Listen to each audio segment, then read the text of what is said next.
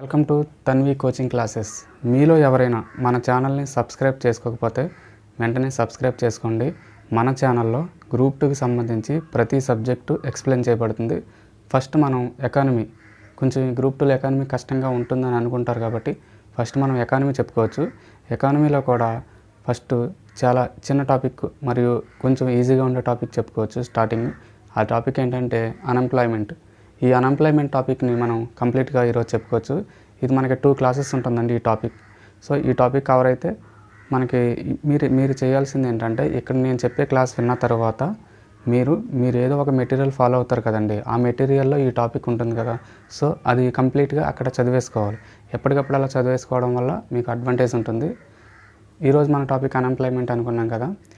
ఈ topic first మనం ఒక డెఫినేషన్ చెప్పుకోవాలి. ఈ టాపిక్లో అన్ఎంప్లాయ్మెంట్ డెఫినేషన్ వచ్చి మీకు ఇక్కడ కనిపిస్తుంది కదండి. ఇక్కడ కనిపించే ప్రతి డెఫినేషన్ కానీ ఈక్వేషన్ కానీ మనం చెప్పుకోబోయే ఇక్కడ మీకు డిస్ప్లే అవుతాయి. ఇవి కుదిరితే మీరు స్క్రీన్ షాట్ తీసుకోవడమో లేకపోతే నోట్స్లో నోట్ చేసుకోండి, వాటిని ప్రిపేర్ అవ్వడమో చేయండి. ఫస్ట్ మనం అన్ఎంప్లాయ్మెంట్ డెఫినేషన్. నిరుద్యోగిత అంటే అమలులో ఉన్న వేతనం వద్ద పని చేయాలనే కోరికతో పాటు పని చేయగలిగే సామర్థ్యం కూడా ఉండి పని దొరకని పరిస్థితిని నిరుద్యోగిత అంటారు. డెఫినేషన్ మళ్ళీ చెప్తున్నాను.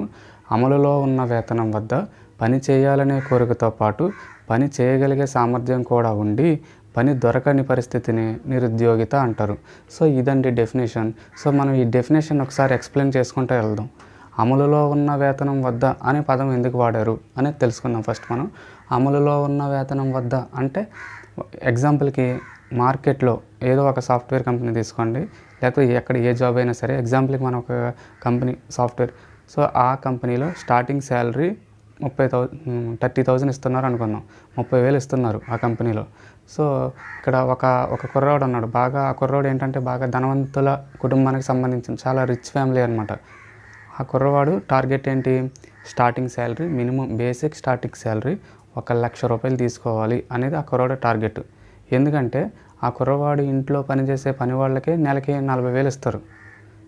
ఆ 40,000 వాళ్ళ ఇంట్లో పనిచేసేవాడికి 40,000 ఇస్తే ఇతను స్టార్టింగ్ శాలరీ ఎంత ఉండాలి, 1,00,000 రూపాయలు ఉండాలి కదా అని టార్గెట్ పెట్టుకున్నాడు ఆ కుర్రవాడు. సో ఆ స్టూడెంట్ ఆ కుర్రవాడు ఒక ఇంటర్వ్యూకి వెళ్ళాడు. ఆ సాఫ్ట్వేర్ కంపెనీ ఇంటర్వ్యూకి వెళ్ళాడు. అంత బాగానే జరిగింది, సెలెక్ట్ అయ్యాడు. ప్యాకేజ్ విషయానికి వస్తే మంత్లీ 30,000 అన్నారు. అప్పుడు ఆ కుర్రవాడు నాకు ఈ జాబ్ వద్దు అని ఆ ఉద్యోగాన్ని వదిలేసుకున్నాడు. ఎందుకని వదిలేసుకున్నాడు, అమలులో ఉన్న వేతనం ఎంత అక్కడ 30,000, కానీ ఇతను ఎంత ఎక్స్పెక్ట్ చేశాడు, 1,00,000 రూపాయలు. సో అమలులో ఉన్న వేతనం వద్ద అంటే అతనికి అమలులో ఉన్న వేతనం వద్ద ఆ 30,000కి పని దొరికింది. ఓకేనండి, అమలులో ఉన్న వేతనం వద్ద ఆ 30,000కి పని దొరికింది, కానీ ఇతను నాకు వద్దు అని స్వచ్ఛందంగా ఆ జాబ్ను వదిలేసుకున్నాడు. ఇప్పుడు జాబ్ను వదిలేసుకున్నాడు కదా, అతను ఖాళీగానే ఉంటాడు కదా.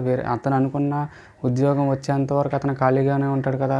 అలా ఖాళీగా ఉన్నాడని చెప్పి అతన్ని నిరుద్యోగిగా పరిగణించకూడదు. ఎందుకంటే అతనికి అమలులో ఉన్న వేతనం వద్ద ఉద్యోగం దొరికింది. తనంతటి తాను నేను చెయ్యను, నా శాలరీ నేను ఎక్స్పెక్ట్ చేసే శాలరీ ఇది కాదు అని చెప్పి తను ఆ జాబ్లో జాయిన్ అవ్వలేదు. సో అటువంటి వాళ్ళని నిరుద్యోగులుగా పరిగణించకూడదు. ఎటువంటి వారిని, అమలులో ఉన్న వేతనం వద్ద వాళ్ళకి పని దొరికింది, అయినప్పటికీ వాళ్ళు పని చేయడానికి ఇష్టపడకపోతే వాళ్ళని నిరుద్యోగులుగా పరిగణించకూడదు.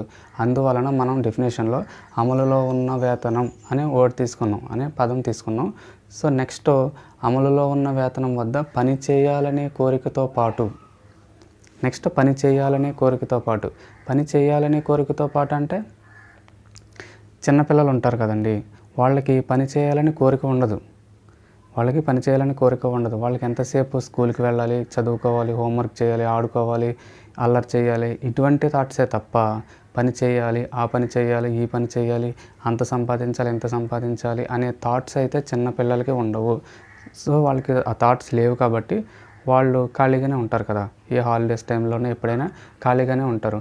వాళ్ళు ఖాళీగా ఉన్నారు, వాళ్ళు సంపాదించట్లేదు అని చెప్పి వాళ్ళని నిరుద్యోగులుగా పరిగణించకూడదు.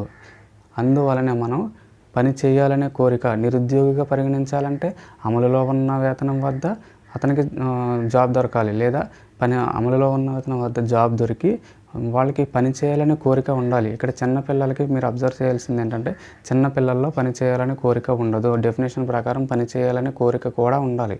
సో చిన్నపిల్లలని నిరుద్యోగులుగా పరిగణించకూడదు. అండ్ నెక్స్ట్ పని చేయగలిగే సామర్థ్యం కూడా ఉండాలి.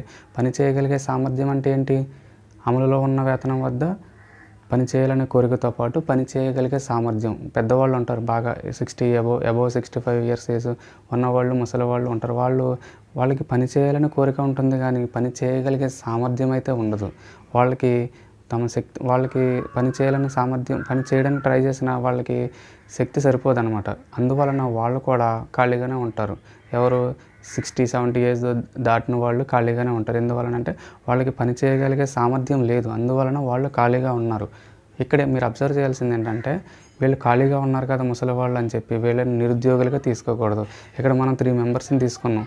ఫస్ట్ ఒక కుర్రాడిని తీసుకున్నాం. ధనవంతుడి కుటుంబానికి చెందినవాడు. వాడు ఖాళీగానే ఉన్నాడు. వాడికి అమలులో ఉన్న వేతనం వద్ద జాబ్ దొరికినా వాడు చేయకుండా నేను ఈ జాబ్ వద్దని చెప్పి వదులుకొని ఖాళీగా ఉన్నాడు. చిన్నపిల్లలు ఖాళీగా ఉన్నారు, ముసలి వాళ్ళు ఖాళీగా ఉన్నారు. వీళ్ళందరూ ఖాళీగానే ఉంటున్నారు కదా, వీళ్ళందరినీ నిరుద్యోగులుగా ఎందుకు పరిగణించకూడదు అనే విషయాన్ని మనం ఇప్పుడు తెలుసుకున్నాం. ఈ డెఫినేషన్ ద్వారా తెలుసుకున్నాం. ఒకసారి మళ్ళీ డెఫినేషన్ చెప్తున్నాను. ఇంకొక విషయం చెప్పడం మర్చిపోయాను.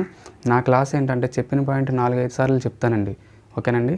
నేను చెప్పిన కాన్సెప్ట్ని ఒక్కొక్కసారి 4-5 టైమ్స్ చెప్తాను. దీనివల్ల మీకు క్లాస్ వినేటప్పుడు మ్యాక్సిమం ఈ కాన్సెప్ట్ అంతా మీ బ్రెయిన్లోకి వెళ్ళిపోతుంది. తర్వాత మీరు చదువుకునేటప్పుడు కొంచెం ఈజీ అవుతుంది. అందువలన మనం ఈ 2-3 టైమ్స్ కన్నా ఎక్కువ సార్లు చెప్పుకోవాల్సి వస్తుంది. డెఫినేషన్ మళ్ళీ చెప్తున్నాను. అమలులో ఉన్న వేతనం వద్ద పని చేయాలనే కోరికతో పాటు పని చేయగలిగే సామర్థ్యం కూడా ఉండి పని దొరకని పరిస్థితిని నిరుద్యోగిత అంటారు. అమలులో ఉన్న వేతనం వద్ద పని చేయాలనే కోరికతో పాటు పని చేయగలిగే సామర్థ్యం కూడా ఉండి పని దొరకని పరిస్థితిని నిరుద్యోగిత అంటారు. ఇది నిరుద్యోగిత డెఫినేషన్. దీన్ని మనం కంప్లీట్గా ఎక్స్ప్లెయిన్ చేసుకున్నాం. ఈ డెఫినేషన్ మీరు నోట్స్లో నోట్ చేసుకోండి, చాలా ఈజీ. మీరు నేను ఇంట్రడక్షన్ ఎకానమీ అనేది ఎలా ప్రిపేర్ అవ్వాలని చెప్పి ఒక ఫస్ట్ క్లాస్ మనది ఇంట్రడక్షన్ క్లాస్ ఉంటుంది. అది చూడకపోతే ఆ క్లాస్ చూడండి. అంటే ఎకానమీ సబ్జెక్ట్ ఏ విధంగా ప్రిపేర్ అవ్వాలి, ఏ బుక్స్ ఫాలో అవ్వాలి, ఎన్ని గంటలు చదవాలి, సర్వేలు ఎలా చదవాలి, బడ్జెట్లు ఎలా చదవాలి అనే మొత్తం డీటెయిల్స్ అన్నీ ఆ ఫస్ట్ క్లాస్లో ఇచ్చాను. ఒకసారి అది ఇంట్రడక్షన్ క్లాస్ మీరు ఒకసారి చూడండి ఈ క్లాస్ అయిన తర్వాత. సో మనం ఈ నిరుద్యోగిత డెఫినేషన్ అయింది. తర్వాత మనం 2 పదాల గురించి తెలుసుకోవాలి. అదేంటంటే లేబర్ ఫోర్స్ అంటే ఏంటి, వర్క్ ఫోర్స్ అంటే ఏంటి, ఈ రెండింటి గురించి మనం తెలుసుకోవచ్చు. ఫస్ట్ లేబర్ ఫోర్స్, తర్వాత వర్క్ ఫోర్స్, రెండింటికి డిఫరెన్స్ ఏంటి ఆ విధంగా చెప్పుకోవచ్చు. లేబర్ ఫోర్స్ అంటే ఈ లేబర్ ఫోర్స్కి సంబంధించి ILO వారు ఒక నిర్వచనం ఇచ్చారు. ఎవరు? ILO. డెఫినేషన్ ఇక్కడ కనిపిస్తుంది కదండి. లేబర్ ఫోర్స్కి సంబంధించి ILO వారు ఇచ్చిన నిర్వచనం ఇది. 15 నుండి 65 సంవత్సరాల వయసు మధ్య కలిగిన వాళ్ళు, 15 నుండి 65 సంవత్సరాల మధ్య వయసు కలిగిన వాళ్ళకి పని చేయాలనే కోరికతో పాటు పని చేయగలిగే సామర్థ్యం కూడా ఉంటే వాళ్ళని లేబర్ ఫోర్స్గా తీసుకోవాలి. ఇక్కడ మీరు 3 కండిషన్స్ గుర్తుపెట్టుకోవాలి. స్టెప్ 1 ఏంటంటే వాళ్ళకి 15 నుండి 65 సంవత్సరాల మధ్య వయసు ఉండాలి. స్టెప్ 2 సెకండ్ పని చేయాలనే కోరిక ఉండాలి. నెక్స్ట్ థర్డ్ది పని చేయగలిగే సామర్థ్యం కూడా ఉండాలి. ఈ 3 కండిషన్స్, ఈ 3 ఉంటే, ఏ 3? 15 నుండి 65 సంవత్సరాల మధ్య వయసు ఉండాలి, పని చేయాలనే కోరిక ఉండాలి, పని చేయగలిగే సామర్థ్యం కూడా ఉంటే వాళ్ళని లేబర్ ఫోర్స్గా తీసుకుంటారు. ఇప్పుడు ఎగ్జాంపుల్కి ఎవరెవరు లేబర్ ఫోర్స్లోకి వస్తారు అని చెప్పుకోవచ్చు. నేను లేబర్ ఫోర్స్లోకి వస్తాను. అదేవిధంగా మన ఈ ఛానల్ని ఎంతమంది అయితే చూస్తున్నారో వాళ్ళందరూ కూడా లేబర్ ఫోర్స్లోకి వస్తారు. ఏ విధంగా అంటే మనందరికీ కూడా 15 నుండి 65 సంవత్సరాల మధ్య వయసే ఉంది. 15 నుండి 65 సంవత్సరాల మధ్య వయసు ఉంది. So first condition okay. Second, మనకి పని చేయాలనే కోరిక ఉంది. అదేవిధంగా థర్డ్, పని చేయగలిగే సామర్థ్యం కూడా ఉంది.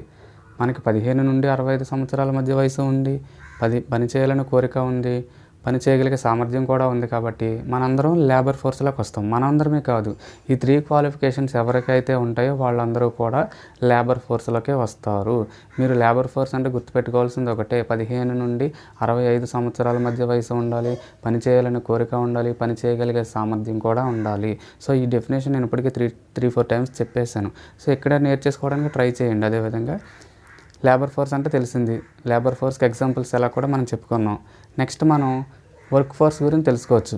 లేబర్ ఫోర్స్ అయిపోయింది కదండి. వర్క్ ఫోర్స్, లేబర్ ఫోర్స్ని తెలుగులో శ్రమశక్తి లేదా శ్రామిక శక్తి అంటారు. తెలుగులో శ్రమశక్తి లేదా శ్రామిక శక్తి. శ్రమశక్తి అన్న, శ్రామిక శక్తి అన్న, లేబర్ ఫోర్స్ అన్న డెఫినేషన్ 15 నుండి 65 సంవత్సరాల మధ్య వయసు కలిగి ఉండి పనిచేయాలనే కోరికతో పాటు పని చేయగలిగే సామర్థ్యం ఉంటే వాళ్ళని లేబర్ ఫోర్స్లోకి తీసుకోవాలి. ఈ నిర్వచనం ఎవరిచ్చారు? ILO వారు ఇచ్చారు. ఈ నిర్వచనం లేబర్ ఫోర్స్కి సంబంధించి నిర్వచనం ILO వారు ఇచ్చారు. లేబర్ ఫోర్స్ కంప్లీట్ అయింది. నెక్స్ట్ వర్క్ ఫోర్స్ గురించి తెలుసుకోవచ్చు. వర్క్ ఫోర్స్ అంటే ఏజ్, మనకి అక్కడ లేబర్ ఫోర్స్లో ఏజ్ ఎంత తీసుకున్నాం మనం? 15 నుండి 65 సంవత్సరాలు తీసుకున్నాం కదా. ఇక్కడ వర్క్ ఫోర్స్లో మీరు అబ్జర్వ్ చేయాల్సింది 15 నుండి 64 సంవత్సరాలు. వర్క్ ఫోర్స్లో 15 నుండి 64 సంవత్సరాల మధ్య వయసు కలిగిన వాళ్ళు ఏదో ఒక ఆర్థిక కార్యకలాపంలో పాల్గొని ఉంటే వాళ్ళని వర్క్ ఫోర్స్లోకి తీసుకోవాలన్నమాట. ఏదో ఒక ఆర్థిక కార్యకలాపం అంటే ఏంటి అంటే వాళ్ళు ఏదో ఒక జాబ్ చేస్తూ ఉండాలి. అది చిన్న జాబా, పెద్ద జాబా, గవర్నమెంట్ జాబా, ప్రైవేట్ జాబా, 4,000 సంపాదిస్తున్నాడా నెలకి, లేదా 4 లక్షలు సంపాదిస్తున్నాడా అన్నది అనవసరం. ఏదో ఒక ఆర్థిక కార్యకలాపంలో పాల్గొని ఉంటే, అంటే ఏదో ఒక జాబ్ చేస్తూ ఉంటే వాళ్ళని, అంటే ఏదో ఒక వర్క్ చేసి డబ్బులు చిన్న జాబులు చేస్తారు కదండి, వాళ్ళందరూ కూడా ఈ వర్క్ ఫోర్స్లోకి వస్తారు. సో ఇక్కడ మీరు అబ్జర్వ్ చేయాల్సింది ఏంటంటే వర్క్ ఫోర్స్లో ఉన్న వాళ్ళందరికీ ఏదో ఒక ఉపాధి ఉంటుంది. ఎంతో కొంత మినిమం మంత్లీ శాలరీ, రోజు ఎంతో కొంత శాలరీ వస్తుంది వర్క్ ఫోర్స్లో. ఇక్కడ లేబర్ ఫోర్స్ మనం చెప్పుకున్నాం కదా, లేబర్ ఫోర్స్కి వర్క్ ఫోర్స్కి డిఫరెన్స్ ఏంటి? వర్క్ ఫోర్స్లో ఉన్న వాళ్ళందరూ కూడా ఉద్యోగస్తుల కింద లెక్క. అది చిన్న ఉద్యోగం, పెద్ద ఉద్యోగం అది పక్కన పెట్టండి, వాళ్ళు ఎంతో కొంత వర్క్ చేస్తున్నారు. సో దీనికి మీకు ఒక ఎగ్జాంపుల్ చెప్తాను. ఎగ్జాంపుల్ ఏంటంటే ఫస్ట్ లేబర్ ఫోర్స్ తీసుకున్నాం కదా, లేబర్ ఫోర్స్కి వర్క్ ఫోర్స్కి డిఫరెన్స్ చెప్తాను. లేబర్ ఫోర్స్ మనకి 15 నుండి 65 సంవత్సరాలు ఇవన్నీ చెప్పుకున్నాం కదా. సో దీనికి డిఫరెన్స్ ఏంటంటే, మన యూట్యూబ్ క్లాస్ని ఒక 50 మెంబర్స్ ఫాలో అవుతున్నారు అనుకుందాం. ఈ 50 మెంబర్స్లో ఒక 40 మెంబర్స్ ఫుల్ టైం, అంటే కంప్లీట్గా ఈ ప్రిపరేషన్ మీదే కాన్సన్ట్రేషన్ పెట్టి బాగా చదువుకొని జాబ్ తెచ్చుకోవాలి అనేవాళ్ళు 40 మంది ఉన్నారనుకోండి. మిగతా 10 మంది ఏదైనా పార్ట్ టైం జాబ్ చేసుకుంటూ, లేదా ఏదైనా జాబ్ చేసుకుంటూ, ఫుల్ టైం జాబ్ ఏదైనా చేసుకుంటూ స్లోగా మనం సబ్జెక్ట్ని స్లోగా నేర్చుకుందాం అనుకునే వాళ్ళు కూడా ఒక 10 మెంబర్స్ ఉన్నారనుకోండి. సో ఇక్కడ మీరు ఆ 10 మెంబర్స్ ఉన్నారు కదండి, వాళ్ళు ఏదన్నా పార్ట్ టైం జాబ్ చేసుకుంటున్నారు కదా, ఆ 10 మెంబర్స్ని మీరు ఎలా తీసుకోవాలంటే వాళ్ళని వర్క్ ఫోర్స్లోకి తీసుకోవాలి. ఎందుకంటే వాళ్ళు వర్క్ చేస్తున్నారు, ఏదో ఒక పార్ట్ టైం జాబ్ చేస్తూ మంత్లీ ఎంత సంపాదిస్తున్నారు కాబట్టి ఆ 10 మెంబర్స్ని మీరు ఎందులోకి తీసుకోవాలి? వర్క్ ఫోర్స్లోకి తీసుకోవాలి. ఇక్కడ మిగతా 40 మంది ఉన్నారు కదా, ఈ 40 మంది ఎందులోకి వస్తారు? లేబర్ ఫోర్స్లోకి వస్తారు.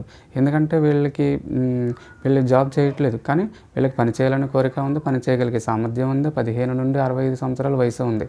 సో వీళ్ళని లేబర్ ఫోర్స్లో, అంటే ఈ 40 మెంబర్స్ని లేబర్ ఫోర్స్లోకి తీసుకోండి, ఈ 10 మెంబర్స్ని వర్క్ ఫోర్స్లోకి తీసుకోవాలి.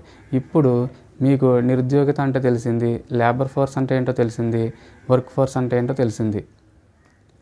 లేబర్ ఫోర్స్కి వర్క్ ఫోర్స్కి డిఫరెన్స్ ఏంటో తెలుసుకున్నాం కదా. ఇప్పుడు మనం నిరుద్యోగితను ఎలా రాబట్టాలి? ఇప్పుడు మన ఛానల్ని 50 మెంబర్స్ చూస్తున్నారు అనుకున్నాం కదా, ఈ 50 మెంబర్స్ కూడా లేబర్ ఫోర్స్లోకే వస్తారు. నేను పార్ట్ టైం జాబ్ చేస్తున్నారు కదా, వాళ్ళు వర్క్ ఫోర్స్లోకి వస్తున్నారు కదా 10 మెంబర్స్, ఇప్పుడు ఏంటి 50 మెంబర్స్ అంటున్నారు అనుకోవద్దు. ఎందుకంటే ఆ 10 మెంబర్స్కి కూడా ఏ క్వాలిఫికేషన్ ఉంది? 15 నుండి, అంటే లేబర్ ఫోర్స్కి ఉండవలసిన క్వాలిఫికేషన్ వాళ్ళకి ఉంది కదా, వాళ్ళు లేబర్ ఫోర్స్కి వస్తారు, వర్క్ ఫోర్స్కి వస్తారు. ఫస్ట్ ఎందులోకి వస్తారు? వర్క్ ఫోర్స్లోకి వస్తారు, తర్వాత లేబర్ ఫోర్స్లోకి వస్తారు. ఎందుకని వర్క్ ఫోర్స్లోకి వస్తారంటే వాళ్ళు మినిమం పార్ట్ టైం జాబ్ చేస్తున్నారు కాబట్టి వాళ్ళు వర్క్ ఫోర్స్లోకి వస్తారు. మరి ఎందుకని లేబర్ ఫోర్స్లోకి వస్తారు? వాళ్ళకి 15 నుండి 65 సంవత్సరాల మధ్య వయసు ఉంది, పని చేయాలనే కోరిక ఉంది, పని చేయగలిగే సామర్థ్యం కూడా ఉంది. సో ఈ 50 మెంబర్స్ని మనం లేబర్ ఫోర్స్లోకే తీసుకోవాలి. ఈ లేబర్ ఫోర్స్లో ఉండి మనం వర్క్ ఫోర్స్ని తీసేస్తే, అంటే ఈ 50 మందిలోంచి ఆ 10 మందిని, ఆ పార్ట్ టైం జాబ్ చేసే 10 మందిని సపరేట్ చేస్తే మిగతా 40 మంది ఉంటారు కదండి, వాళ్ళే నిరుద్యోగులు. నిరుద్యోగిత అంటే అదే, అంటే నిరుద్యోగిత equal to labour force minus work force. ఇక్కడ ఉంది కదండి, నిరుద్యోగిత equal to labour force minus work force. ఎందుకని మైనస్ చేస్తున్నాం మీకు అర్థమయ్యే ఉంటుంది. నిరుద్యోగిత equal to labour force minus work force. Next మనం నిరుద్యోగిత రేటు, దీనికి ఒక ఫార్ములా ఉంది. నిరుద్యోగిత రేటుకి ఒక ఫార్ములా ఉంది, ఆ ఫార్ములా ఏంటో తెలుసుకుందాం. ఇక్కడ మీకు వస్తుంది కదా, నోట్ చేసుకోండి. నిరుద్యోగిత rate equal to number of unemployed persons by labour force into 100. గుర్తుపెట్టుకోండి, ఇది చాలా ఇంపార్టెంట్ అండి ఫార్ములా ఇది. నిరుద్యోగిత rate equal to number of unemployed persons by labour force into 100. So ఈ ఫార్ములా నోట్ చేసుకున్నారు కదా. నెక్స్ట్ ఇప్పటి వరకు మనం ఏం తెలుసుకున్నాం, నిరుద్యోగిత డెఫినేషన్, అదేవిధంగా లేబర్ ఫోర్స్, వర్క్ ఫోర్స్ రెండింటికి వేరియేషన్, నిరుద్యోగిత అంటే లేబర్ ఫోర్స్లోంచి వర్క్ ఫోర్స్ తీస్తే నిరుద్యోగిత వస్తుందని చెప్పుకున్నాం. నెక్స్ట్ ఈ ఫార్ములా నిరుద్యోగిత రేటు ఇది చెప్పుకున్నాం. నెక్స్ట్ ఇదంతా జస్ట్ ఇంట్రడక్షనే. నెక్స్ట్ 2 కాన్సెప్ట్స్ గురించి తెలుసుకుంటాం. దానికి నిరుద్యోగిత స్వభావం గురించి తెలుసుకుంటాం నెక్స్ట్ తెలుసుకోబోయేది నిరుద్యోగిత స్వభావం. నిరుద్యోగిత స్వభావం 2 రకాలుగా ఉంటుంది. అభివృద్ధి చెందిన దేశాలలో నిరుద్యోగిత అనేది ఒకలాగా ఉంటుంది, అభివృద్ధి చెందుతున్న దేశాలలో నిరుద్యోగిత అనేది మరొకలాగా ఉంటుంది. నిరుద్యోగిత స్వభావం అనేది 2 రకాలుగా ఉంటుంది. అభివృద్ధి చెందిన దేశాలలో నిరుద్యోగిత ఒకలాగా ఉంటుంది, అభివృద్ధి చెందుతున్న దేశాలలో నిరుద్యోగిత అనేది మరొకలాగా ఉంటుంది. ఫస్ట్ అభివృద్ధి చెందిన దేశాలలో నిరుద్యోగిత గురించి తెలుసుకోవచ్చు. అభివృద్ధి చెందిన దేశాలలో నిరుద్యోగిత ఎలా ఉంటుంది, అక్కడ ఏంటి, ఇవన్నీ మనం కంప్లీట్గా తెలుసుకోవచ్చు. ఈ అభివృద్ధి చెందిన దేశాలలో నిరుద్యోగిత కూడా 2 రకాలుగా ఉంటుంది. మీకు ఇక్కడ కనిపిస్తుంది కదండి, ఇవన్నీ మీరు నోట్ చేసుకోవాలి, ఖచ్చితంగా నోట్ చేసుకోవాలి. నోట్ చేసుకోవడం వల్ల మీకు అడ్వాంటేజ్ ఏంటంటే, మీకు ఈ టాపిక్ చదివేటప్పుడు రివిజన్ చేసేటప్పుడు చాలా సింపుల్గా ఫాస్ట్గా ఒక 10 మినిట్స్లో ఈ టాపిక్ మొత్తం కంప్లీట్ చేసేయడానికి ఒక అవగాహన వస్తుంది. అభివృద్ధి చెందిన దేశాలలో నిరుద్యోగిత 2 రకాలు.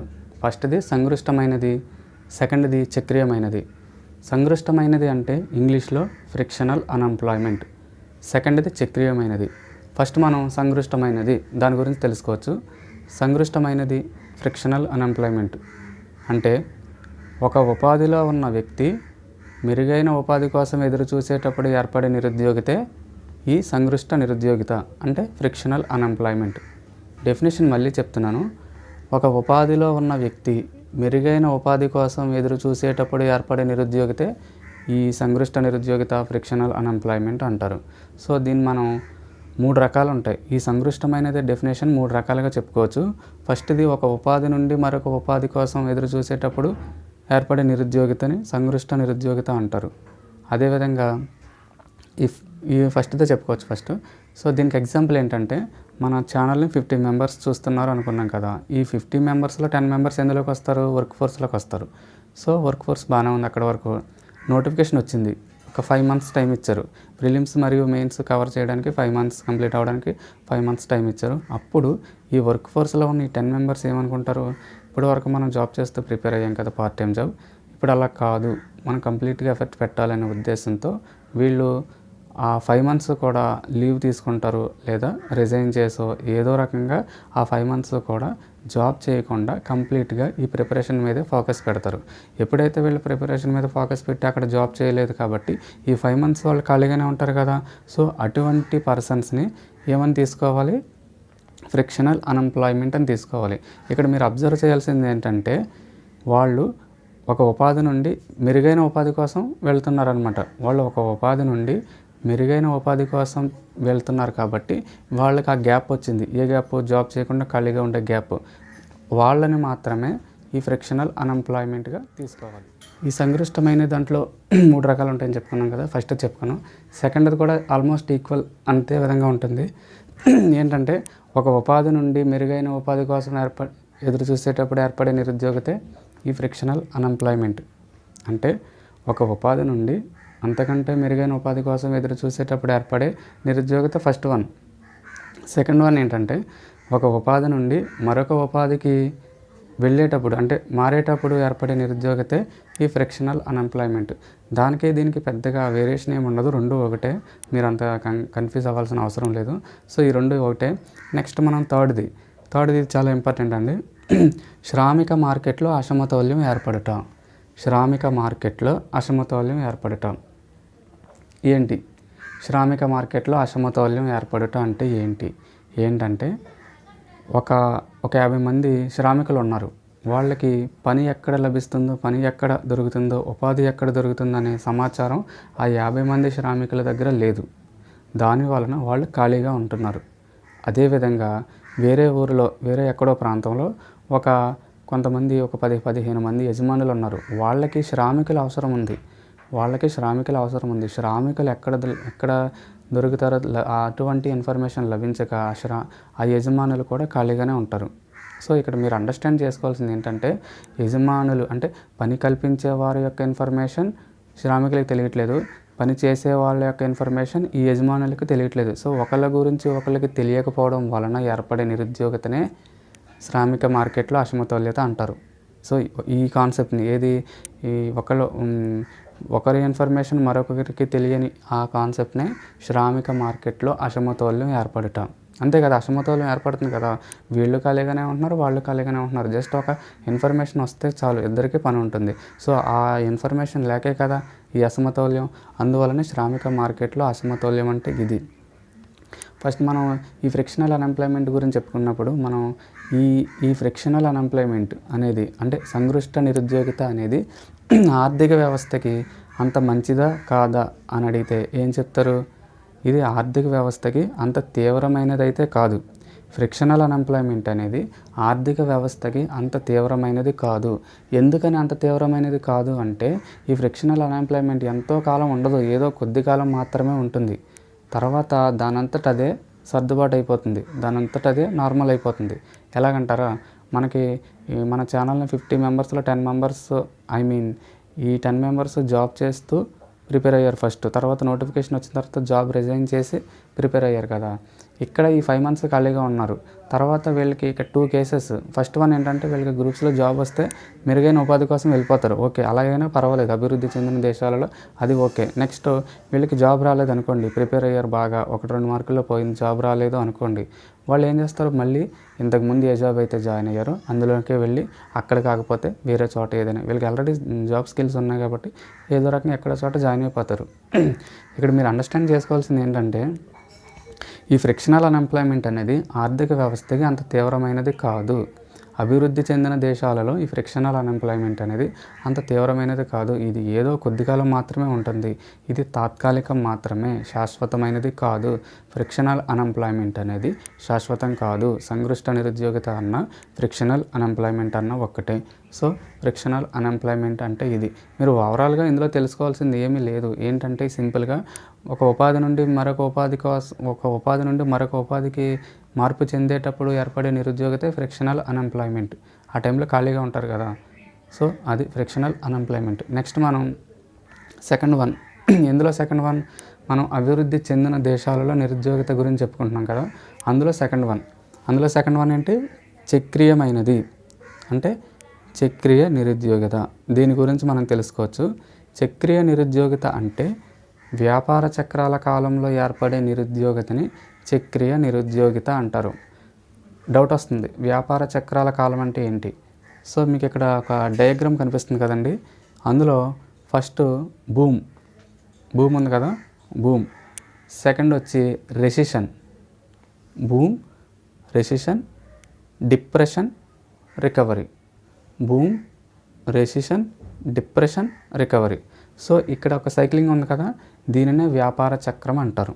దీనిని కంప్లీట్గా మనం బూమ్ అంటే ఏంటి, ఆ టైంలో పరిస్థితులు ఎలా ఉంటాయి, రెసిషన్ అంటే ఏంటి, డిప్రెషన్ అంటే ఏంటి, రికవర్ అంటే ఏంటి, ఆ టైంలో పరిస్థితులు ఎలా ఉంటాయి అనే దాని గురించి మనం తెలుసుకున్నట్లయితే ఈ చక్రీయ నిరుద్యోగిత అనేది పూర్తయినట్టే. అంటే మనం అభివృద్ధి చెందిన దేశాలలో నిరుద్యోగిత 2 రకాలని చెప్పుకున్నాం కదా.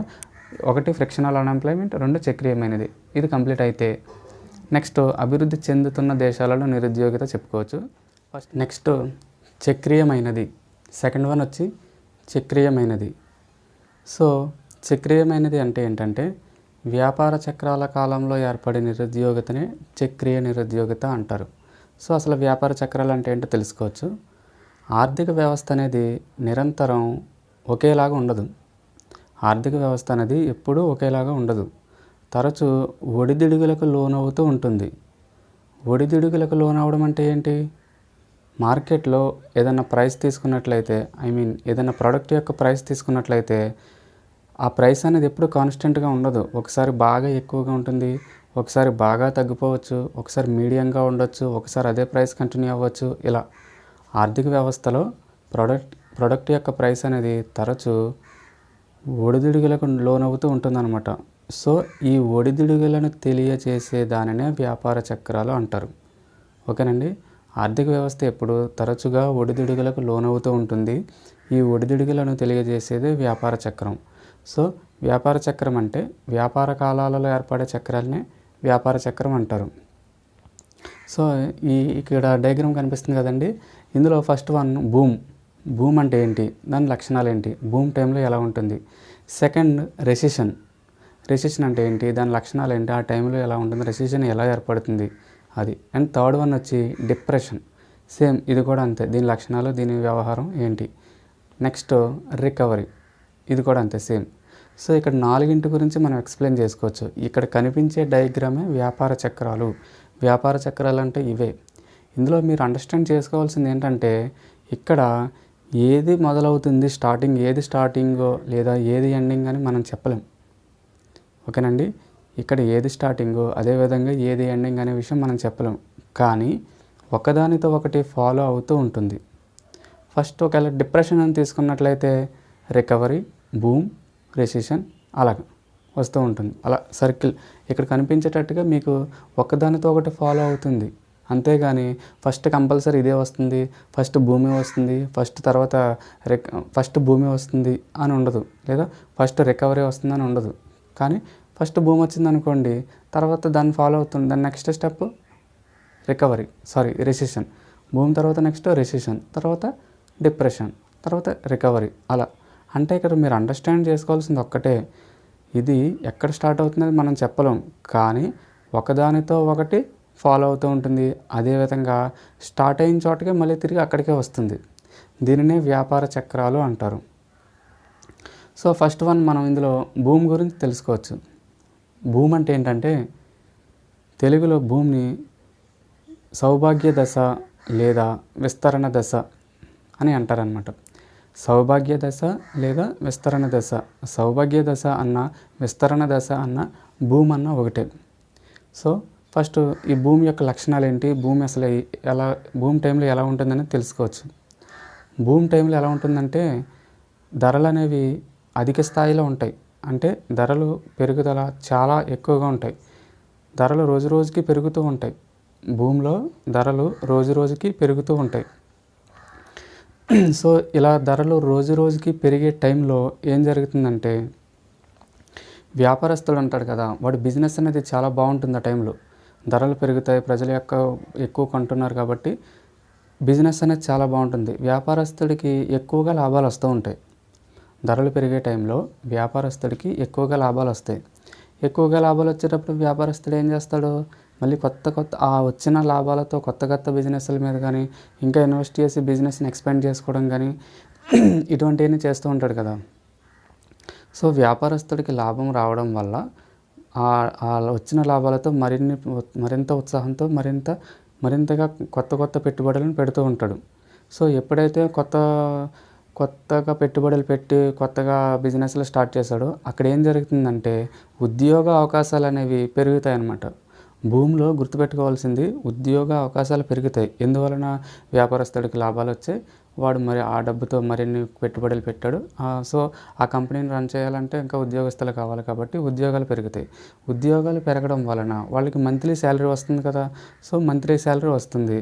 మంత్లీ శాలరీ రావడం వల్ల వాళ్ళు ఏం చేస్తారు, వచ్చిన డబ్బుని ఖర్చు పెట్టడానికి ట్రై చేస్తారు. అవును కదండి. వాళ్ళు వచ్చిన డబ్బుని ఖర్చు పెట్టడానికి ట్రై చేసి ప్రజల యొక్క మంత్లీ శాలరీ రావడం వల్ల ప్రజల యొక్క ఆదాయం పెరుగుతుంది కదా. సో ప్రజల యొక్క ఆదాయం పెరిగిన తర్వాత వాళ్ళు ఆ వచ్చిన ఆదాయాన్ని ఖర్చు పెడుతూ ఉంటారు. అంటే ప్రజల యొక్క కొనుగోలు శక్తి అనేది పెరుగుతూ ఉంటుంది. భూమి దశలో ప్రజల యొక్క కొనుగోలు శక్తి పెరగడం వలన మళ్ళీ ధరలు అనేవి పెరుగుతూ ఉంటాయి. ఇక్కడ జాబ్ చేస్తున్నాడు, మనీ వస్తుంది, శాలరీ వస్తుంది, ప్రజల యొక్క కొనుగోలు శక్తి పెరుగుతుంది. మళ్ళీ వ్యాపారస్తుడికి ఏమొస్తుంది, లాభం వస్తుంది. మళ్ళీ వ్యాపారస్తుడికి లాభం వస్తే వ్యాపారస్తుడు ఏం చేస్తాడు, మళ్ళీ కొత్త పెట్టుబడులు పెడతాడు, మళ్ళీ ఉద్యోగ అవకాశాలు, మళ్ళీ జీతాలు, శాలరీస్ వస్తాయి, మళ్ళీ వీళ్ళు ఖర్చు పెడతాం. ఇలా ఈ సైకిల్ అనేది తిరుగుతూ ఉంటుందన్నమాట. అంటే ఈ భూమి దశలో ధరలు అనేవి రోజు రోజుకి పెరుగుతూ ఉంటాయి. వీళ్ళకి శాలరీలు వచ్చేటప్పటికి ప్రజల ఆదాయం పెరిగి ఈ ప్రాసెస్లో ధరలు, ప్రజల యొక్క కొనుగోలు శక్తి ఇంకా పెరుగుతూ ధరలు కూడా పెరుగుతూ ఉంటాయి. సో భూమి దశలో ఇలా ఉంటుంది. సో ఈ దశలో బ్యాంకులు ఏం చేస్తాయన్నది కూడా చాలా ఇంపార్టెంట్ అండి. ఈ దశలో బ్యాంకులు ఏం చేస్తాయి, భూమి దశలో బ్యాంకులు ఏం చేస్తాయంటే ఈ వ్యాపారస్తులకి రుణాలు బాగా ఇస్తాయి. సో ఎందుకంటే రుణాలు ఇస్తాయంటే పరపతిని సృష్టించుకోవడం కోసం ఈ బ్యాంకులు అనేది ఎక్కువగా రుణాలు ఇస్తూ ఉంటాయి. సో బ్యాంక్ నుండి రుణాలు తీసుకుంటాడు, మళ్ళీ కొత్త పెట్టుబడులు పెడతాడు, ఉద్యోగ అవకాశాలు వస్తాయి, వాళ్ళకి శాలరీలు ఇస్తాడు, ప్రజల యొక్క ఆదాయం పెరుగుతుంది, ప్రజల యొక్క కొనుగోలు శక్తి పెరుగుతుంది, మళ్ళీ ధరలు ఆటోమేటిక్గా పెరుగుతూ ఉంటాయి. భూమి దశలో ధరలు పెరుగుదల అనేది రోజు రోజుకి జరుగుతూ ఉంటుంది. రోజు రోజుకి ధరలు పెరుగుతూ ఉంటాయి. మీరు గుర్తుపట్టుకోవాల్సింది భూమి దశలో ధరలు రోజు రోజుకి పెరగడం, ఉద్యోగ అవకాశాలు పెరగడం, బ్యాంకులు ఎక్కువగా పరపతిని సృష్టించడం, ఇవి మెయిన్లీ బేసిక్గా గుర్తుపెట్టుకోవాల్సిన విషయాలు. సో ఇది భూమి యొక్క లక్షణాలు. ఓకేనండి, భూమి యొక్క లక్షణాలు ఇది. సో ధరలు బాగా పెరిగినాయి, ఓకే బాగానే ఉంది. మరి ఏంటి దీని సిచ్యువేషన్ ఏంటి, ఇంకా అలా పెరుగుతూ వెళ్ళిపోద్దా? కాదు కదా, దీనికంటూ ఒక ఎండింగ్ పాయింట్ ఉంటుంది కదా. సో ధరలు రోజు రోజుకి అలా పెరిగి తారాస్థాయికి చేరుకుంటాయన్నమాట. రోజు రోజుకి ధరలు పెరిగి ఏదో ఒక రోజు తారాస్థాయికి చేరుకొని అక్కడితో ధర పెరగడం ఆగిపోతూ ఉంటుంది. సో ధర పెరగడం ఎలా ఆగిపోతుందంటే, మార్కెట్లో ప్రోడక్ట్ ప్రైస్ ఉంది, ఈరోజు ప్రోడక్ట్ ప్రైస్ 1000 రూపాయలు, నెక్స్ట్ మంత్ 1100, తర్వాత 1200, 15, 16, 17 ఇలా పెరుగుతూ ఉంటే ప్రజలు అవసరం కొద్దీ కొంటూ ఉంటారు. సో ప్రజలు అవసరం కొద్దీ కొన్న తర్వాత ప్రజలు ఏం చేస్తారు, కొన్న ప్రోడక్ట్ని చాలా రేట్ పెరిగిపోయింది కాబట్టి కొన్న ప్రోడక్ట్ని చాలా వాల్యుబుల్గా వాడుకోవడం మొదలు పెడతారు. సో ఆ ప్రోడక్ట్ యొక్క ప్రైస్ ఇంకా మనం కొనలేము అని డిసైడ్ అయిపోయిన తర్వాత ఇంకా ప్రోడక్ట్ జోలికి వెళ్ళడం మానేస్తారు. ఓకే ఇంత ఉందా, అప్పట్లో అంత ఉండేది ఇప్పుడు ఎంత అయిందా, అమ్మో 10 times ఎక్కువైందా, సో ఈ ప్రోడక్ట్ మనం వాడకుండా మనం బతకలేమా, సో ఈ ప్రోడక్ట్ని కొద్దికాలం వాడడం మానేద్దాం అనే థాట్స్ ఈ ప్రజల్లో రావడం వలన ఆ ప్రోడక్ట్స్ని కొనడం మానేస్తారు. ఎప్పుడైతే ప్రోడక్ట్స్ని కొనడం మానేశారో మార్కెట్లో ఆ ప్రోడక్ట్స్ యొక్క ధర అనేది స్లోగా తగ్గుతూ వస్తూ ఉంటుంది. ఓకేనండి, ఎప్పుడైతే ప్రజలు ఆ ప్రోడక్ట్స్ని కొనడం మానేశారో మార్కెట్లో ధర అనేది స్లోగా తగ్గుతూ వస్తుంది. సో ఇక్కడ స్లోగా తగ్గుతూ వచ్చే ప్రాసెస్ని ఏమంటారు, రెసిషన్ అంటారు. ఇక్కడ స్లోగా తగ్గుతూ వచ్చే ప్రాసెస్ని రెసిషన్ అంటారు. ఓకే, భూమి గురించి కంప్లీట్గా చెప్పుకున్నాం. భూమిలో ఎలా ఉంటుంది, ధరలు ఎక్కువ పెరిగితే ఉద్యోగ అవకాశాలు ఎక్కువ వస్తాయి, వ్యాపారస్తుడికి లాభాలు వస్తాయి, బ్యాంకులు ఎక్కువ పరపతిస్తుంది. సో ఇవి భూమి యొక్క లక్షణాలు. ఇది తారాస్థాయికి చేరుకున్న తర్వాత ఖచ్చితంగా డౌన్ఫాల్ అవ్వడం స్టార్ట్ అవుతుంది. సో ఇలా ధరలు రోజు రోజుకి నెమ్మదిగా తగ్గే ప్రాసెస్ని రెసిషన్ అంటారు. ఇప్పుడు మనం రెసిషన్ గురించి కంప్లీట్గా తెలుసుకోవచ్చు. రెసిషన్ యొక్క లక్షణం ఏంటి, రోజు రోజుకి ధరలు తగ్గడమే రెసిషన్ యొక్క లక్షణం. భూమి యొక్క లక్షణం రోజు రోజుకి ధరలు పెరగడం. రెసిషన్ యొక్క లక్షణం రోజు రోజుకి ధరలు తగ్గడమే రెసిషన్ యొక్క లక్షణం. ఈ రెసిషన్ టైంలో ఏం జరుగుతుంది, రెసిషన్ టైంలో ఏం జరుగుతుందంటే వ్యాపారస్తుడికి వచ్చే లాభాలు రోజు రోజుకి కొద్దిగా తగ్గుతూ ఉంటుంది. వ్యాపారస్తుడికి వచ్చే లాభాలు రెసిషన్ టైంలో రోజు రోజుకి తగ్గుతూ ఉంటుంది. సో వ్యాపారస్తుడికి లాభాలు తగ్గడం వలన పెట్టుబడి పెట్టడం కూడా తగ్గించేస్తాడు.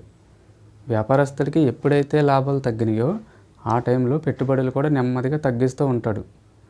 సో పెట్టుబడులు తగ్గించడం వలన ఏం జరుగుతుంది, ఉత్పత్తి కూడా తగ్గిపోతుంది. ఎప్పుడైతే పెట్టుబడులు తగ్గించారో అప్పుడు ఉత్పత్తి కూడా తగ్గిపోతుంది. సో దీనితో పాటు పెట్టుబడులు తగ్గించేటప్పుడు ఉద్యోగ అవకాశాలు కూడా కొద్దిగా తగ్గుతూ ఉంటాయి. ఉద్యోగ అవకాశాలు కూడా కొద్దిగా తగ్గుతూ ఉంటుంది. రెసిషన్ టైంలో వ్యాపారస్తుడికి లాభాలు తగ్గుతూ ఉంటాయి, సెకండ్ పెట్టుబడి తగ్గిస్తూ ఉంటాడు, ఉద్యోగ అవకాశాలు కూడా తగ్గుతూ ఉంటాయి, వచ్చే ఉత్పత్తి కూడా తగ్గుతూ ఉంటుంది. ఇవి రెసిషన్ కాలంలో జరిగే లక్షణాలు. సో ఇది రోజు రోజుకి ఇలా తగ్గుకుంటూ వచ్చి రెసిషన్ కాస్త డిప్రెషన్కి దారితీస్తుంది అన్నమాట. ఓకేనండి, భూమిలో బాగా ధరలు ఎక్కువ ఉన్నాయి, రెసిషన్లో ధరలు రోజు రోజుకి తగ్గుతూ వచ్చాయి. సో ధరలు ఇంకా అలా ఇంకా బాగా తగ్గిపోయి అప్పుడు డిప్రెషన్కి దారితీస్తుంది. ఓకేనండి, భూమ్ అంటే ఏంటో తెలుసుకున్నారు, రెసిషన్ అంటే ఏంటో తెలుసుకున్నారు. ఇప్పుడు డిప్రెషన్లో ఏం జరుగుతుంది, డిప్రెషన్లో ధరలు పూర్తిగా పడిపోతాయి. వ్యాపారస్తుడికి వచ్చే లాభాలు కూడా పూర్తిగా తగ్గిపోతాయి. వ్యాపారస్తుడు కొత్తగా పెట్టుబడులు అస్సలు స్టార్ట్ చేయడు. డిప్రెషన్లో వ్యాపారస్తుడు కొత్తగా పెట్టుబడులు స్టార్ట్ చేయడు. ఎందుకని స్టార్ట్ చేయడంటే అంతకుముందు బాగా లాభాలు వచ్చాయి భూమి దశలో, అప్పుడు పెట్టుబడులు బాగా పెట్టేవాడు. ఇప్పుడు మొత్తం నష్టాల బాట పడింది, లాభాలు రావట్లేదు. సో పెట్టుబడులు అనేవి అస్సలు స్టార్ట్ చేయడు. సో ఇక్కడ పెట్టుబడులు అస్సలు స్టార్ట్ చేయనప్పుడు ఏం జరుగుతుందంటే ఉద్యోగ అవకాశాలు కూడా అస్సలు ఉండవు. కొత్తగా ఉద్యోగ అవకాశాలు సృష్టించబడవు. అదేవిధంగా ఉన్న ఉద్యోగాలు కూడా పోతూ ఉంటాయి. ఉన్న ఉద్యోగస్తులను కూడా జాబులను తీసేస్తారు. మన కంపెనీ నష్టాల బాటలో ప్రయాణిస్తుంది కాబట్టి సో ఇందులో ఎంతమంది సగం మంది ఎంప్లాయీని తీసేస్తున్నాం అని కొన్ని కంపెనీలు అలాగా తీసేస్తూ ఉంటాయి అన్నమాట. ఇక్కడ మీరు అండర్స్టాండ్ చేసుకోవాల్సింది ఏంటంటే భూమి దశలో ఉద్యోగ అవకాశాలు బాగా పెరగగా డిప్రెషన్లో ఉద్యోగ అవకాశాలు పూర్తిగా పోతాయి అన్నమాట. భూమిలో ఉద్యోగ అవకాశాలు బాగా వస్తాయి, డిప్రెషన్లో ఉద్యోగ అవకాశాలు పోతాయి. అదేవిధంగా భూమిలో వ్యాపారస్తుడికి బాగా లాభాలు వస్తాయి, డిప్రెషన్లో పూర్తిగా నష్టాల బాట ప్రయాణిస్తుంది. సో ఇది డిప్రెషన్ అంటే. నెక్స్ట్ ఈ డిప్రెషన్ అనేది రికవరీగా ఎలా మారుతుంది? రికవరీ పేరులోనే ఉంది. రికవరీ అంటే ఆర్థిక వ్యవస్థ అనేది రికవరీ అవుతూ ఉంటుంది. ఎలాగంటే మనకి డిప్రెషన్లో ఉన్నప్పుడు ధరలు పూర్తిగా పడిపోయినాయి కదా, ఎవ్వరు కొనట్లేదు, పెట్టుబడిదారుడికి లాభాలు రావట్లేదు, ఉత్పత్తి తగ్గించేశాడు, నిరుద్యోగిత పెరిగిపోయింది, ప్రజల యొక్క కొనుగోలు శక్తి తగ్గిపోయింది, ప్రజల ఆదాయం కూడా తగ్గిపోయింది ఎక్కడ? డిప్రెషన్లో. సో రికవరీలో ఈ ఆర్థిక వ్యవస్థ అనేది కొంచెం రికవరీ అవుతూ ఉంటుంది. ఎలాగంటే ధరలు బాగా పడిపోయినాయి కదా అని కొంతమంది ఆలోచన విధానం ఎలా ఉంటుందంటే ఇప్పుడు మార్కెట్లో ప్రైస్ ఫుల్ డౌన్లో ఉంది కదా, ప్రోడక్ట్ ఇప్పుడు కొనిపెట్టుకోవడం వల్ల తర్వాత ధరలు పెరుగుతాయి కదా, అప్పుడు మనకి ఏమన్నా కొంచెం లాభాల బాట పట్టచ్చు కదా అనే ఉద్దేశంతో గోల్డ్ కానీ ఉల్లిపాయలు కానీ ఇవన్నీ ఒకసారి పడిపోతూ ఉంటాయి. బంగాళదుంపలు మనం చూస్తూ ఉంటాం. ఇలా ఏ ప్రోడక్ట్స్ అయితే బాగా రేటు తగ్గిపోయిందో ఆ ప్రోడక్ట్స్ని ప్రజలు నెమ్మదిగా కొనడం ప్రారంభిస్తారు. ఓకేనండి. ప్రోడక్ట్స్ రేటు తక్కువ ఉన్నప్పుడే కొనుక్కోవడం మంచి విషయం అని ఆలోచించి ప్రజలు ఆ ప్రోడక్ట్స్ని కొనడం నెమ్మదిగా కొనడం ప్రారంభించేటప్పుడు వ్యాపారస్తుడికి వచ్చే లాభాలు రోజుకి నెమ్మదిగా వస్తూ ఉంటాయి. వ్యాపారస్తుడికి లాభాలు నెమ్మదిగా రోజు పెరుగుతూ ఉంటాయి. ఓకేనండి. ఇప్పుడు రికవరీ టైంలో సో లాభాలు నెమ్మదిగా పెరగడం వలన పెట్టుబడి కూడా వ్యాపారస్తుడికి వచ్చే లాభాల నుంచి పెట్టుబడులు కూడా నెమ్మదిగా పెడుతూ ఉంటాడు వ్యాపారస్తుడు. సో ఎప్పుడైతే పెట్టుబడులు పెట్టాడో ఉత్పత్తి అనేది కూడా నెమ్మదిగా పెరుగుతూ ఉంటుంది. అదేవిధంగా ఉద్యోగ అవకాశాలు కూడా నెమ్మదిగా పెరగడం స్టార్ట్ అవుతూ ఉంటుంది. ఉద్యోగ అవకాశాలు పెరిగితే మళ్ళీ కామనే కదా, వాళ్ళకి శాలరీలు రావడం, ప్రజల యొక్క ఆదాయాలు పెరగడం, వాళ్ళ కొనుగోలు శక్తి పెరగడం అనేది నెమ్మదిగా జరుగుతూ ఉంటుంది. ఇలా డిప్రెషన్ స్టేజ్ నుండి రికవరీ అవుతూ వస్తుంది. సో దీనినే రికవరీ అంటారు. సో ఇలా ఆర్థిక వ్యవస్థ అనేది డిప్రెషన్ స్టేజ్ నుండి రికవరీ అవుతూ ఉంటుంది. సో ఆర్థిక వ్యవస్థ రికవరీ అవుతుంది కాబట్టి దీనిని రికవరీ అని అంటారు. సో ఈ రికవరీ అనేది మళ్ళీ ఎక్కడికి దారితీస్తుంది? రోజుకి ధరలు పెరుగుతున్నాయి కదా, రోజుకి ప్రజల యొక్క కొనుగోలు శక్తి పెరుగుతుంది కదా, వ్యాపారస్తుడికి లాభాలు వస్తున్నాయి కదా, కొత్తగా పెట్టుబడులు పెడుతున్నారు కదా. సో ఇలా రోజుకి ధరలు పెరగడం వలన ఈ రికవరీ అనేది మళ్ళా బూమ్ స్టేజ్కి దారితీస్తుంది. అర్థమైంది కదండి. ఈ రికవరీ అన్నది మళ్ళీ బూమ్ స్టేజ్కి దారితీస్తుంది. ఇక్కడ మీరు అండర్స్టాండ్ చేసుకోవాల్సిన మెయిన్ పాయింట్ ఏంటంటే ఇది ఎక్కడ స్టార్ట్ అయిందో తిరిగి మళ్ళీ అక్కడికే వెళుతుంది. ఇది మనకి స్టార్టింగ్ భూమి దగ్గర స్టార్ట్ అయింది కదా, మనం చెప్పుకోవడం భూమి నుంచి చెప్పుకున్నాం కాబట్టి భూమి దగ్గర స్టార్ట్ అయిందని చెప్తున్నాం. భూమి దగ్గర స్టార్ట్ అయింది కాబట్టి తిరిగి మళ్ళీ అది భూమి దగ్గరికే చేరుకుంది. సో ఇది ఎక్కడ స్టార్ట్ అయిందో తిరిగి మళ్ళీ అక్కడికే వెళుతుంది. సో నెక్స్ట్ ఇందులో మీరు బాగా గుర్తుపెట్టుకోవాల్సిన ఏంటంటే 2 పాయింట్లు. ఒకటి, ఉద్యోగ అవకాశాలు ఎక్కడ పెరుగుతాయి, ఉద్యోగ అవకాశాలు ఎక్కడ తగ్గుతాయి, ధరలు ఎక్కడ పెరుగుతాయి, ధరలు బాగా ఎక్కడ తగ్గుతాయి. ఇది ఉద్యోగ అవకాశాలు భూమి స్టేజ్లో బాగా పెరుగుతాయి. అదేవిధంగా డిప్రెషన్లో ఉద్యోగ అవకాశాలు పూర్తిగా పడిపోతాయి. నెక్స్ట్ ధరలు భూమిలో బాగా పెరుగుతాయి. అదేవిధంగా ధరలు అనేవి డిప్రెషన్లో పూర్తిగా పడిపోతాయి. సో ఇది వ్యాపార చక్రం అంటే ఇది. మనం ఫైనల్గా వ్యాపార చక్రాలలో ఏర్పడే నిరుద్యోగితనే చక్రీయ నిరుద్యోగిత అంటారు.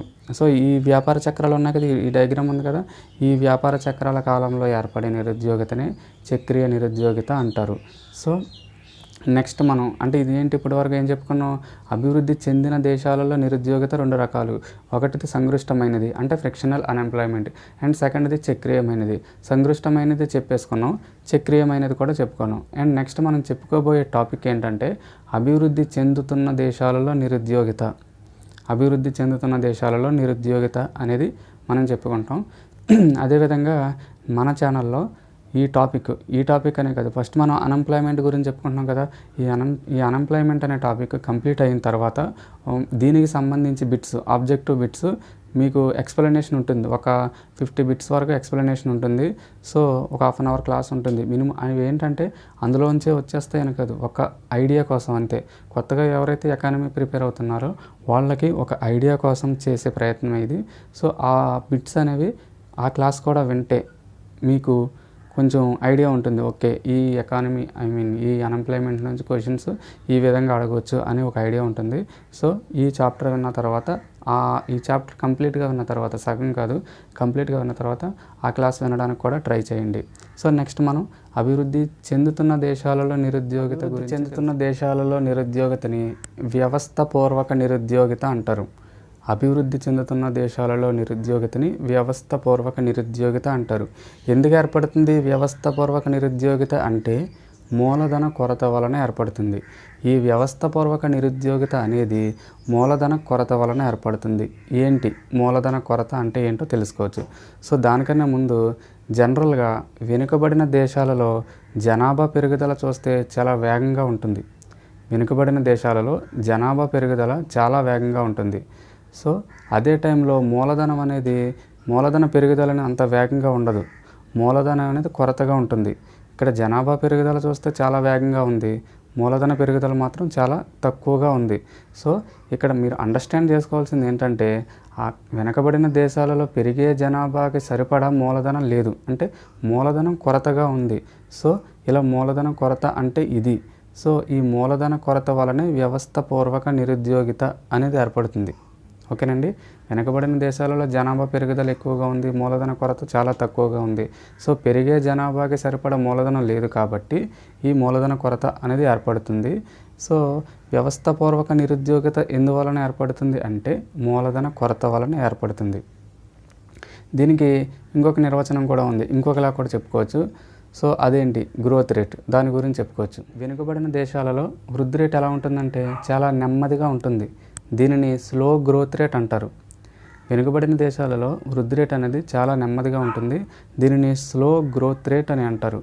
సో ఈ దేశాలలో జనాభా పెరుగుదల చూస్తే చాలా వేగంగా ఉంటుంది, గ్రోత్ రేట్ చూస్తే మాత్రం అంత వేగంగా ఉండదు. అంటే ఇక్కడ జనాభా పెరుగుతుందంటే ఏంటి దాని అర్థం?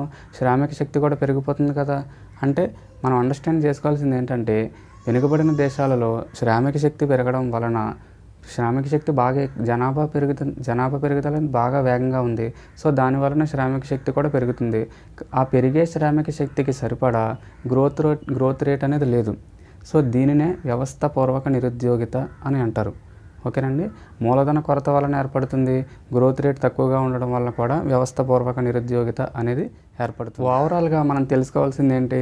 ఈ వ్యవస్థపూర్వక నిరుద్యోగిత అనేది ఎలా ఏర్పడుతుంది? మూలధన కొరత వలన ఏర్పడుతుందని తెలుసుకున్నాం. ఓకే, ఇక్కడ ఇంకొక పాయింట్ ఏంటంటే శ్రీమతి జాన్ రాబిన్సన్ ఈ వ్యవస్థపూర్వక నిరుద్యోగితని మార్కీషియన్ నిరుద్యోగిత అని పేర్కొన్నారు. మార్కీషియన్ నిరుద్యోగిత ఎవరు పేర్కొన్నారో? శ్రీమతి జాన్ రాబిన్సన్. ఇది గుర్తుపెట్టుకోండి. సో ఓకే, మన టాపిక్లోకి వెళ్ళొచ్చు. ఈ వ్యవస్థపూర్వక నిరుద్యోగిత అనేది దేని వలన ఏర్పడుతుంది? మూలధన కొరత వలన ఏర్పడుతుందని తెలుసుకున్నాం కదా. సో ఇప్పుడు దీనికి నివారణ చర్యలేంటి అంటే ఈ వ్యవస్థపూర్వక నిరుద్యోగితని నివారించాలంటే ఏం చేయాలి? అసలు రీజన్ ఏంటి? వ్యవస్థపూర్వక నిరుద్యోగిత అనేది మూలధన కొరత వలన ఏర్పడుతుందని తెలుసుకున్నాం. సో ఆ మూలధనాన్ని పెంచడం ద్వారా ఈ వ్యవస్థపూర్వక నిరుద్యోగిత అనేదాన్ని నివారించవచ్చు. సో మూలధనాన్ని పెంచాలంటే ఏం చేయాలి? మూలధనాన్ని పెంచాలంటే మనకి ప్రజల యొక్క పొదుపు పెరగాలి. సో పొదుపు ఎప్పుడైతే పెరిగిందో ఆటోమేటిక్గా పెట్టుబడులు కూడా పెరుగుతాయి. పొదుపు పెట్టుబడులను పెంచడం ద్వారా మూలధనాన్ని పెంచవచ్చు. ఓకేనండి. పొదుపు పెట్టుబడులను పెంచడం ద్వారా మూలధనాన్ని పెంచవచ్చు. వన్స్ మనం మూలధనం పెరిగిందనుకోండి, ఈ వ్యవస్థపూర్వక నిరుద్యోగిత అనేది తగ్గించవచ్చు. సో సింపుల్గా వ్యవస్థపూర్వక నిరుద్యోగిత అనేది మూలధన కొరత వలన ఏర్పడుతుంది. ఈ మూలధన కొరతను నివారించాలంటే పొదుపు పెట్టుబడులను పెంచుకోవాలి. ఓకే, ఈ టాపిక్ ముందు మనం ఏం చెప్పుకున్నాం? అభివృద్ధి చెందిన దేశాలలో నిరుద్యోగిత ఏంటది? ఫ్రిక్షనల్ అన్ఎంప్లాయ్మెంట్, సంక్లిష్ట నిరుద్యోగిత. 2 చక్రీయమైనది ఇందాక డయాగ్రామ్ వేసి చెప్పాం కదా, సో అది చక్రీయ నిరుద్యోగిత. సో అక్కడ దేని వలన ఆ 2 ఏర్పడుతున్నాయంటే సమిష్టి డిమాండ్ కొరత వలన ఏర్పడుతుంది. సమిష్టి డిమాండ్ అంటే అందరూ కలిసి చేసే డిమాండ్ని సమిష్టి డిమాండ్ అంటారు. సో అభివృద్ధి చెందిన దేశాలలో నిరుద్యోగిత అనేది సమిష్టి డిమాండ్ కొరత వలన ఏర్పడగా, అభివృద్ధి చెందుతున్న దేశాలలో నిరుద్యోగిత అనేది మూలధన కొరత వలన ఏర్పడుతుంది. దీనికి డిఫరెన్స్ అది. అభివృద్ధి చెందిన దేశాలలో నిరుద్యోగిత సమిష్టి డిమాండ్ కొరత వలన ఏర్పడుతుంది, అభివృద్ధి చెందుతున్న దేశాలలో నిరుద్యోగిత మూలధన కొరత వలన ఏర్పడుతుంది.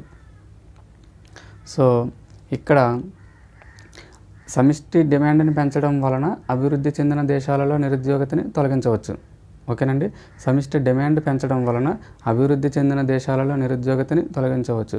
సో అభివృద్ధి చెందిన దేశాలలో నిరుద్యోగిత అనేది తాత్కాలికం, శాశ్వతం కాదు. అది ఏదో కొద్ది కాలం మాత్రమే ఉంటుంది. ఎలాగంటే భూమి గురించి చెప్పుకున్నాం కదా, ఆ భూమి అనేది ఎక్కువ రోజులు ఉండదు, ఏదో కొద్ది కాలం. ఆ తర్వాత రికవరీ అయినా కొద్ది కాలమే, డిప్రెషన్ అయినా కొద్ది కాలమే, ఏదైనా కొద్ది కాలమే.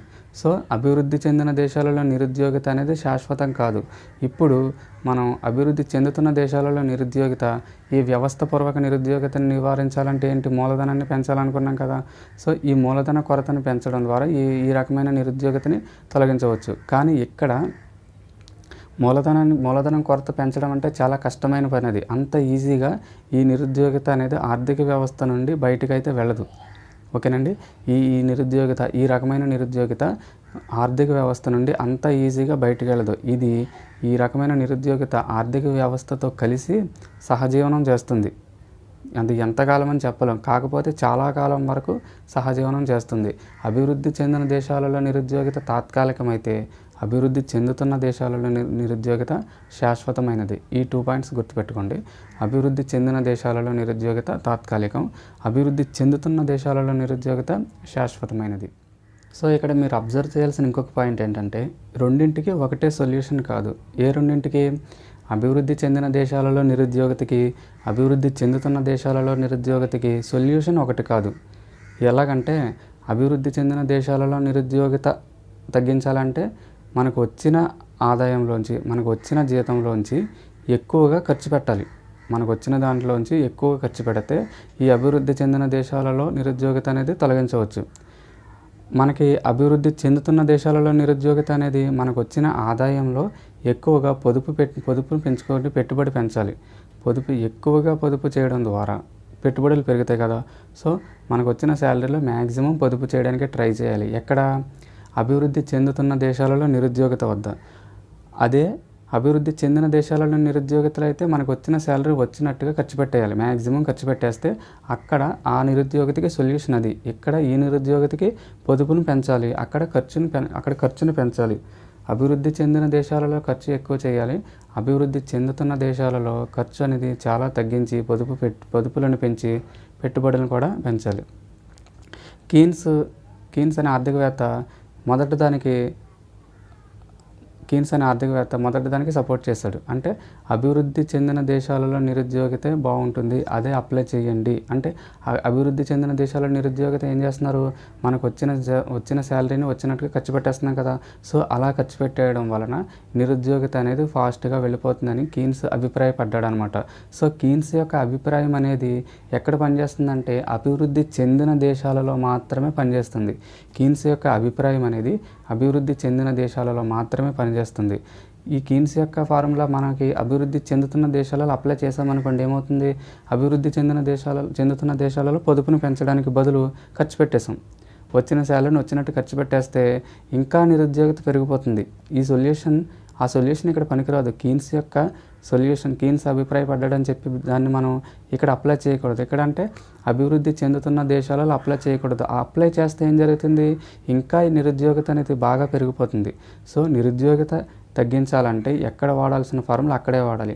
అభివృద్ధి చెందిన దేశాలలో అయితే పొదుపు పెట్టుబడులను సమిష్టి డిమాండ్ కొరత వలన కాబట్టి ఎక్కువ ఖర్చు పెట్టేయాలి. ఇక్కడ మూలధన కొరత కదా, అంటే డబ్బులు బాగా తక్కువగా ఉన్నాయి కదా. సో దానివలన ఏంటి? ఎక్కువ పొదుపు చేయడం వల్ల పెట్టుబడి పెరుగుతుంది. సో ఆ విధంగా మాత్రమే ఈ ఏరియాలో ఈ అభివృద్ధి చెందుతున్న దేశాలలో నిరుద్యోగతని తొలగించవచ్చు. సో ఇది మన క్లాస్. ఫస్ట్ క్లాస్ అయితే ఇదండి. ఇప్పటికి మనకి సిలబస్లో సగమైంది, మిగతా సగం సెకండ్ క్లాస్లో చెప్పుకోవచ్చు.